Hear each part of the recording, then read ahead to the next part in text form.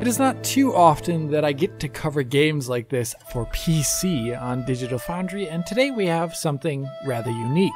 Sword and Fairy 7, also known as Chinese Paladin in the West, is a role-playing series primarily exclusive to PC, developed by Softstar Technology in Beijing. There's a lot to say about this Unreal Engine 4 title, but I think I speak for many when I say Sword and Fairy 7 is a rather beautiful looking game with a lot of quality in its visuals, including an impressive usage of ray tracing. In spite of this quality, and to my surprise, I've seen little to no coverage of this game out there. See, I endeavored to make this video based on a gut reaction to watching a trailer for this game, and I have unwittingly stumbled upon one of the most famous video game series out there, which has spawned so many sequels, live filmic adaptations, and a colossal fandom that I've somehow managed to remain ignorant of until this very moment. That is a shame as I see it, and perhaps with this video here today I can open your eyes and heart to the Sword and Fairy series as I talk about the technology of its 7th game, including some performance analysis, and just what makes this series so endearing. So let's take off and explore the gameplay and technology behind Sword and Fairy 7.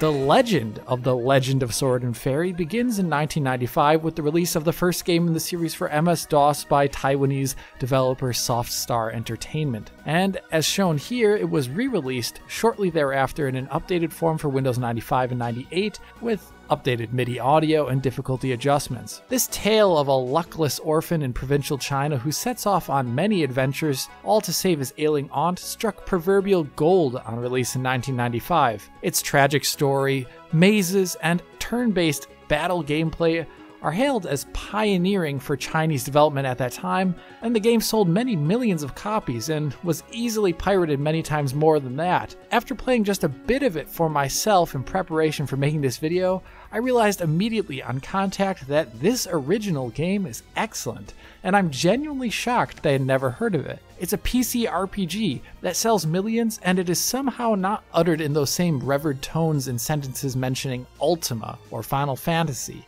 How could this be? Well, the reasons are probably many, but importantly, the legend of Sword and Fairy was never released officially in a translated form. The version you're seeing on screen right now is that Windows release with an English fan patch, whose latest version released in 2019. That's a long time removed from the period when this game was being universally praised and played. Times have changed though, and Sword and Fairy 7 releasing in 2021 thankfully launches with English language support, so I can cover it for you today on Digital Foundry. Let us just say those 2.5 years of Mandarin I had at university nearly a decade ago would not suffice to understand whatever the heck is happening in this game.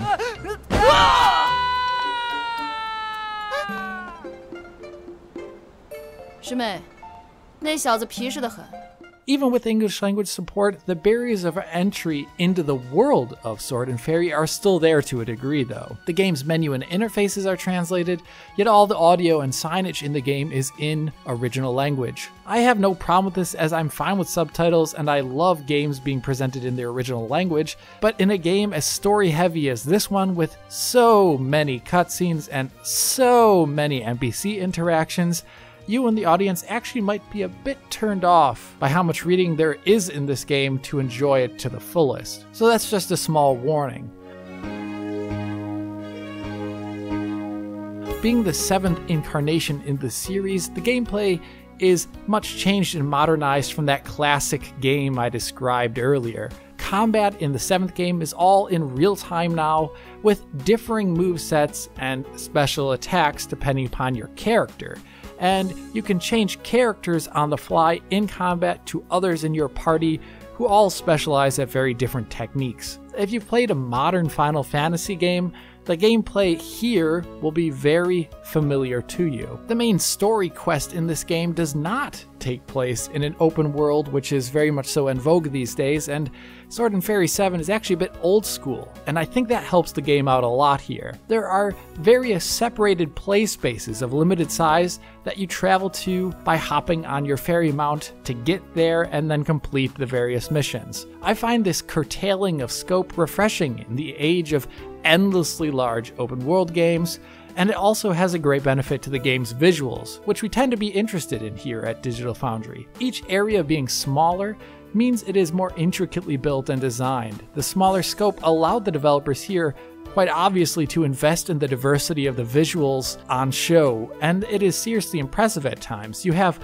quintessential rural mythological Chinese village that you start off in, a palace in the sky, frozen forests, Taoist-inspired garden temples, and more. I've only gotten about 8 hours into the game so far, and I know there are many more exotic locales that I unfortunately can't even detail for this video.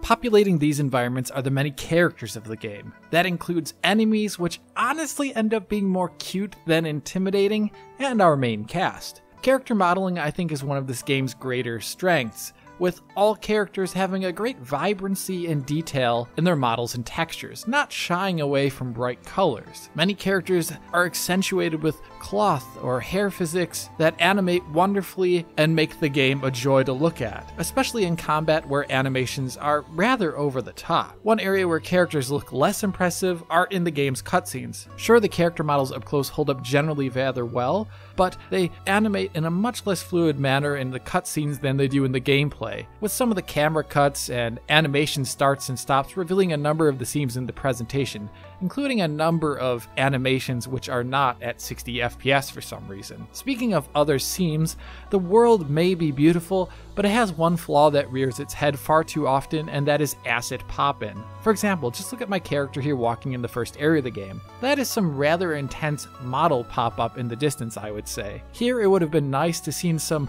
crossfade for the model draw like we see in other games, or just a generally higher object draw into the distance being selectable in the menu for performance cost, as I think it can be a bit awkward looking, especially in cutscenes when you manage to see it there.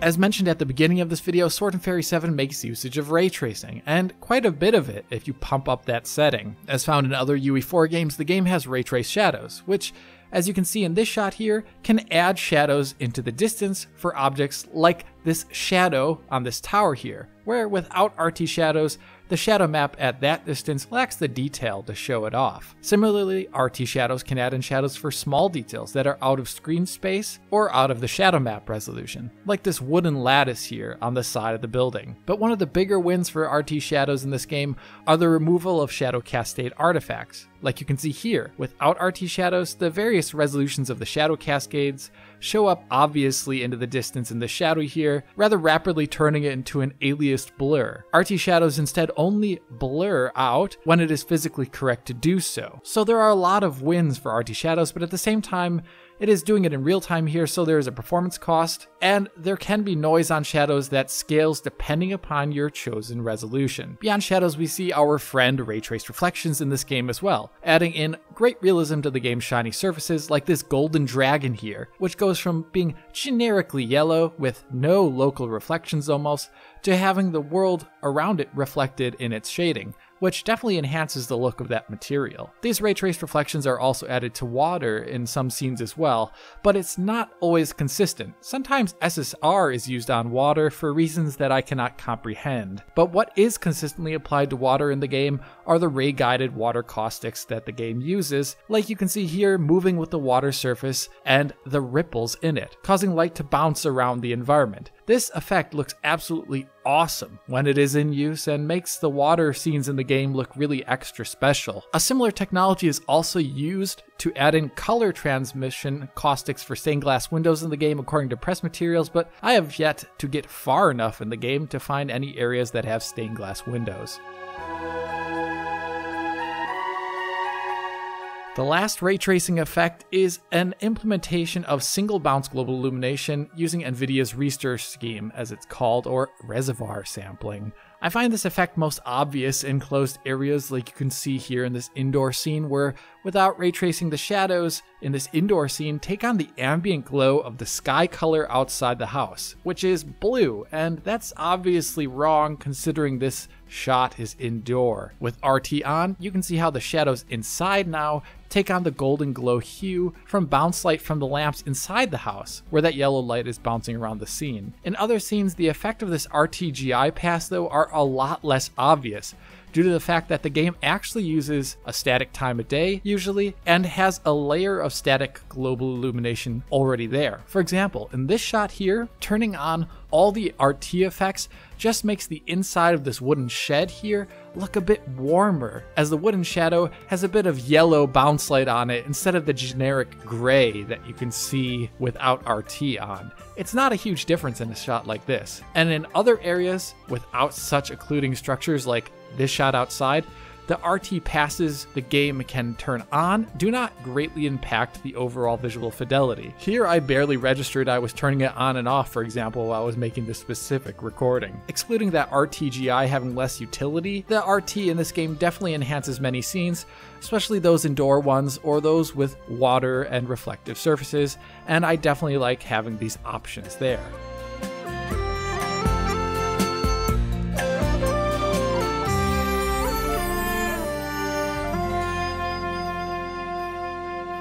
As you can imagine here, ray tracing and all this visual fidelity has its cost, and optimized settings for GPUs here will mean turning settings down and turning resolution down. There are some things to note though before I get into optimized settings. The first of which is that turning on ray tracing forces DLSS on in this game, which is rather bizarre. Another thing to note is that ray tracing only works on NVIDIA graphics cards currently and does not even show up in the menu on AMD. According to developers though, this will be added in time. Another annoying thing is that RT currently is done in a monolithic way where you can only adjust one setting, not being able to adjust effects individually. As a result, I can only talk about RT performance in the NVIDIA context with DLSS on, and my optimized settings are going to be a bit limited since these settings are monolithic. But still, here's what to look out for where I'm using a base RTX 2060 at 1080p in DLSS quality mode. Going down from super high to high ray tracing turns off water caustics and ray trace shadows and nets a hefty 28% performance uplift and decreases rendering time by 6 milliseconds. Going down to mid turns off ray trace translucency,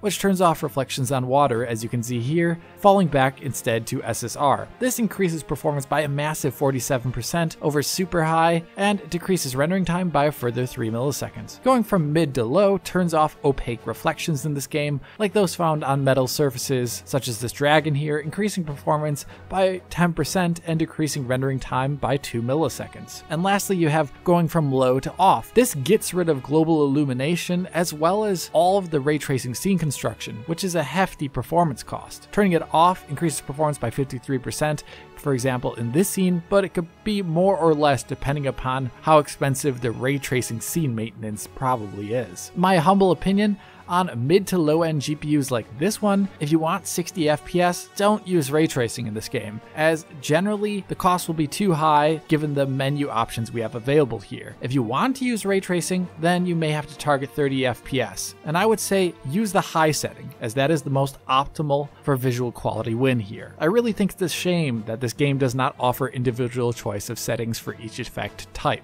In terms of other optimized settings, I think there are really only two to adjust here, and the first is volumetric fog. Here, going down from high to medium for optimized settings is advised, as it has only a faint visible difference, but a hefty performance win of 11%, for example, in this scene. The other optimized settings are found in shadows, where going from high to mid barely changes performance, but going down to low increases performance by 8% and only decreases shadow map resolution, and not to a degree that is very bad, and screen space shadows help make up for that quality loss. The rest of the settings I would not touch at all, as they would compromise the image too much, such as the pop-in for vegetation and other scene geometry, which is already borderline at the game's highest settings. Altogether, using optimized settings can save up to 15 or 17% per scene while not looking too different on average. A further optimization I recommend for RTX card users is to use DLSS, as you can see here, where the RTX 2060 has a very sizable performance jump over optimized settings with DLSS on, and if you look close at the image detail, the differences are fascinating. Static objects in the scene look extremely similar with DLSS on, and moving objects like this tree here actually surprisingly have a benefit with DLSS on due to its negative LOD bias, making the texture on the tree higher res. So I definitely recommend DLSS in this game. Quality at 1080p, balanced at 1440p, and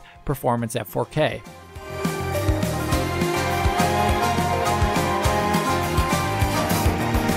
Putting mid-range GPUs of RTX 2060 Super versus RX 5700 doing a run through the village scene in the game, there are some interesting differences to note. Firstly, at optimized settings without RT at 1440p, the RTX 2060 Super is around 24% faster on average than the RX 5700. Now this is a huge divide and we don't normally see this. Usually the RTX 2060 Super is around 8 to 10% better at best. So this game could definitely use some greater AMD optimization, either from the developers or from the AMD driver team. The 2060 Super manages to be above 60 FPS the whole time at native res, and if you activate DLSS in balance mode, like I recommend, it'll be above 80 FPS the whole time, with many stretches at 100 FPS or even higher. Another thing to notice from this bench run here is what happens towards the end of the bench as I cross this stone bridge. If I stop the recording, you should see that both NVIDIA cards here have a sudden frame time spike on the frame graph, a stutter. As I move the recording forward just a bit, you can see that same thing happening on the AMD card not too much later. What I'm trying to show off with this is that this game does have loading-based stutter. This is a very typical Unreal Engine 4 thing, and it's starting to get tiresome to see. But what is really getting tiresome to see is shader compilation stutter. And unfortunately, this game has it like so many other Unreal Engine 4 games. Sword and Fairy 7 does do a shader compilation step as the game starts up the first time and you have ray tracing on, as you can see here where there's a sudden 100% spike to the CPU and the game is loading. But this brief shader compilation step does not seem to catch all the issues. So when you run through an area the first time, like you see on the left here, you will see large, greater than 100 millisecond spikes of stutter. On the right hand side, please notice that the second time here where I run through the area, this does not happen, as all the shaders are most likely already compiled and ready to go. This issue is so endemic to Unreal Engine 4 releases and is going to become my new bugbear, as John likes to call it. It's such an issue that I think I'm going to make a separate video about it in the near future, covering it across many games. So watch out for that. Regarding RT performance on this mid-range RTX 2060 Super, using my optimized settings and my recommended high for ray tracing, I think a 30 FPS cap is most advisable, as the heaviest RT areas in the game, like this one outside the temple here with all these skinned characters moving around, brings the GPU down close to 30 FPS. So only the monster GPUs out there, I think, should be attempting 60 FPS with RT on at higher resolutions like this.